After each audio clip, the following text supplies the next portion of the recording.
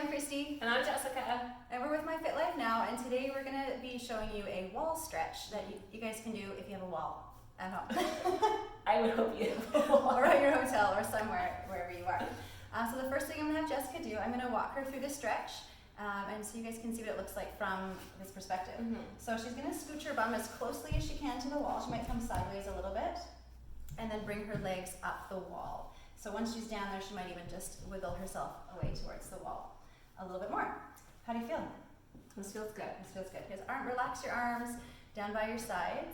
I like to do this often throughout, at least once a day. I'll sneak away from the kids or whatever work I'm working on, and this is really nice quiet time for myself.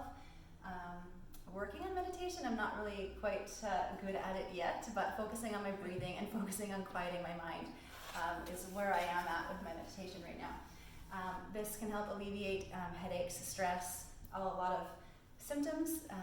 It feels great for your back, your knees, sore hips, lots of things will be helped with this stretch. So we're just going to hang out here for a little bit longer. If you have a soft ball or pillow, you can put it right underneath your tailbone under here. That also feels really good. Just make sure it's small. The next thing she's going to do is open the legs up nice and wide, just let them fall. Keep your hips on the floor and let your legs fall. So you can see she's quite flexible. Good. And we're just going to keep the hips down and just let your legs fall. So it feels a nice stretch all the way in through her inner thighs there. Yes.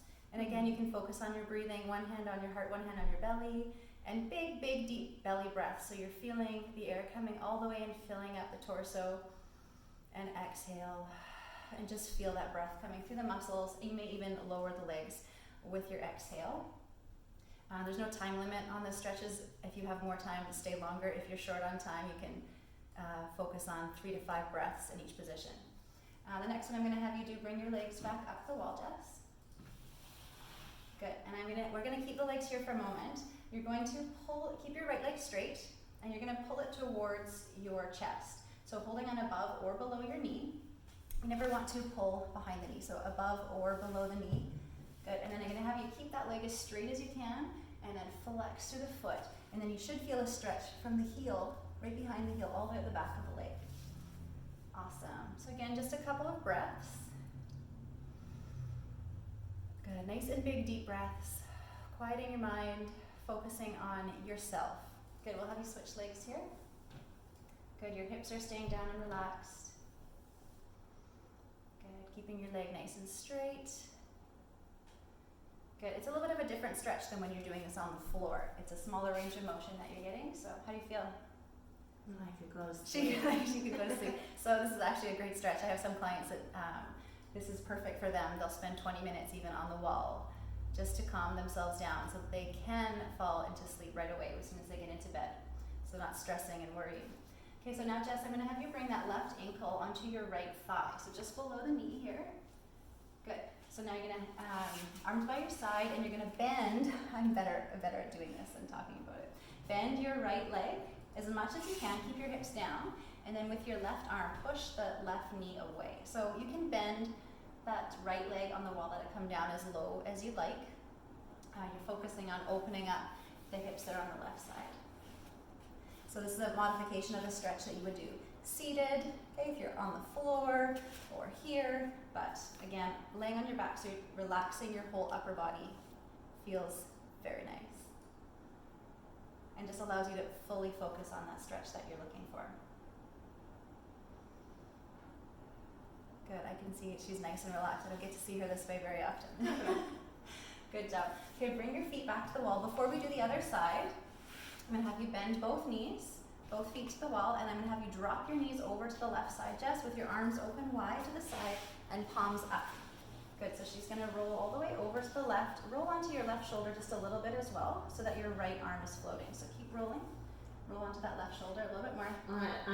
I'm super flexible. No, but if you roll onto your left shoulder, right. There you go. Yep. And then just let this arm kind of hang. Can you roll even more? Yeah, you can right onto your side as much as you need, yeah. So you should still get a stretch through the torso here, and then in through the chest. Good, yes, you are super flexible. So doing what you need to do to get into position, that you're stretching through the chest, so you're letting your arm, by rolling onto one shoulder, you're letting your other arm float, not lifting it, and using the strength in your chest, you're letting gravity take you into a deep stretch. Good, and if you want to hug that top knee up towards your chest as well. Get a little bit more for the glutes there. One more breath.